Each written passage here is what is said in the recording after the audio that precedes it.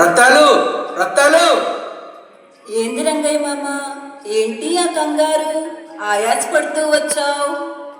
తొందరగా తలిపేసి లోనికి వెళ్తున్నాను. మాస్టర్ వస్తే నేను లేనని చెప్పేసి. మాస్టారా? ఏం బాకీ? పోనీ నిన్ను ఏమన్నా అడగడానికి వస్తున్నారా? అది కాదే, నన్ను విసిగించుకో. మరి ఎందుకు కంగారు? తర్వాత చెప్తానులే. ఏంటో ఈ మనిషికి రాను రాను చాదస్తం పెరిగిపోయి ఏం చేస్తున్నాడో అర్థం కావట్లేదు. ఏమండోయ్ రంగయ్య గారు? ఎవరు? నేను సత్యబాబునండి. నేను. మా ఆయన గారు లేరయ్యా, ఇంట్లో లేరు. సర్లేండి, వారం పోయాక వస్తానని చెప్పండి. అలాగే. మాస్టర్ వచ్చారా? ఎవరో సత్యబాబంట. సత్యబాబా ఈడి? నువ్వే కదా లేనని చెప్పమన్నావు. కొంప ముంచేవే బాబు. ఆడు నా బాకీ 10,000 తీర్చడానికి వచ్చాడు. గోవిందా గోవిందా. మళ్ళీ ఆడిపోతే ఇప్పట్లో రాడు. మరి నాకేం తెలుసు? నువ్వే కదా లేదని చెప్పమన్నావు. ఆగు ఆగు, నేను లేనని చెప్పమంది ఆ మాస్టర్ వస్తేనే. విషయం చెప్పవు, నేను మాత్రం ఏం చేస్తాను?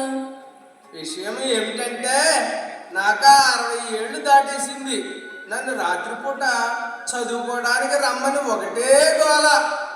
ఓస్, ఇందుకేనా మాస్టారు నుంచి తప్పించుకుని తిరుగుతున్నావు? అవును మరి. మరి ఆయన అంతగా చెబుతుంటే చదువుకోవచ్చు కదా. చదువు మనకు సరిపడదే. ఇంత వయసు వచ్చినా ఎప్పుడూ ఇదే గోల. నీకు చదువు లేదు, నాకు చిన్నప్పుడే పెళ్లి చేసేస్తే చదువుకుంటున్న దాన్ని కాపురానికి లాక్కొచ్చేసావు. చదువు వెలుగు లాంటిది కదా మామ. ఏంటే వెలుగు? మన మాట అలా ఉంచు.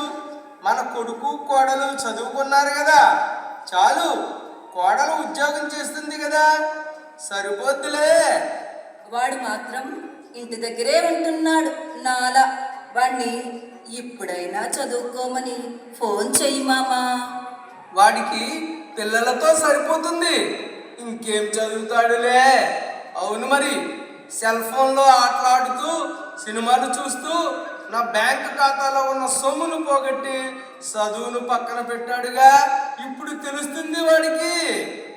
రంగయ్య మామ, ఇందాక ఎవరో వచ్చి రైతు రుణమాఫీ డబ్బులు పడ్డాయంట, రేపే వెళ్ళి తీసుకోమన్నారు. అవునా? మన ముఖ్యమంత్రి గారికి ధన్యవాదాలు.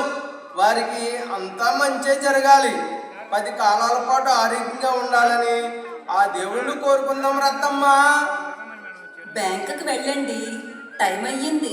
ఇదిగో మీ కోడలు కొని ఇచ్చిన సెల్ ఫోన్ పట్టుకెళ్ళండి. ఇదేగా మన బ్యాంకు.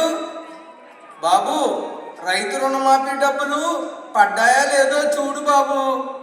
1 గంట పోయిన తర్వాత మెసేజ్ వస్తుంది, వెళ్ళండి. రంగయ్య మామ, వెళ్ళిన పని అయ్యిందా? ఇదిగో ఇప్పుడే మెసేజ్ వచ్చింది రత్తాలు. ఎవరినైనా చూడమనాలి. అదిగో సమయానికి దేవుడిలా మాస్టర్ గారు వస్తున్నారు. రండి మాస్టారు, రండి రండి. మా బ్యాంకు ఖాతాలో డబ్బులు పడిన తర్వాత మెసేజ్ వస్తుందని అన్నారు. అదేనండి ఇది. రంగయ్య గారు, మీ ఖాతాలో ఉన్న సొమ్మంతా పోయింది. అవునా?